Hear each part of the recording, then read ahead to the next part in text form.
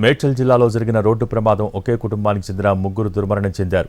తుర్కపల్లి మురహరిపల్లి వద్ద కరీంనగర్ నుంచి హైదరాబాద్ వైపు వస్తున్న కారు డివైడర్ ఎక్కి ఎదురుగా వస్తున్న లారీని ఢీకొట్టింది. ఈ ప్రమాదంలో కారులో ప్రయాణిస్తున్న ఒకే కుటుంబానికి చెందిన ముగ్గురు అక్కడికక్కడే మృతి చెందారు. జనగామ జిల్లాలో రోడ్డు ప్రమాదం ముగ్గురిని బలి తీసుకుంది. లింగాల ఘనపూర్ మండలం నెల్లుట్ల వద్ద టైర్ పంచర్ కావడంతో మినీ ట్రక్కును రోడ్డు పక్కన ఆపి టైర్ మారుస్తుండగా వెనక నుంచి వచ్చి లారీ ఢీకొట్టింది. ఈ ప్రమాదంలో ఒకరు అక్కడికక్కడే మృతి చెందగా ఆసుపత్రిలో చికిత్స పొందుతూ మరో ఇద్దరు మరణించారు.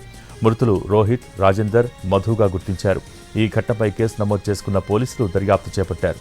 రాజన్న సిరిసిల్ల జిల్లాలో రోడ్డు ప్రమాదం జరిగింది. సిరిసిల్ల బైపాస్ వద్ద ఆగి ఉన్న డీసీఎం వ్యాన్ను వెనక నుంచి కారు ఢీకొంది. ఈ ఘటనలో ఒకరు మరణించగా మరో ఇద్దరికి గాయాలయ్యాయి. క్షతగాత్రుల్ని 108 వాహనంలో సిరిసిల్ల ఏరియా ఆసుపత్రికి తరలించారు. హైదరాబాద్ నుండి కోరుట్లకు వెళ్తుండగా ఈ ప్రమాదం చోటు చేసుకుంది.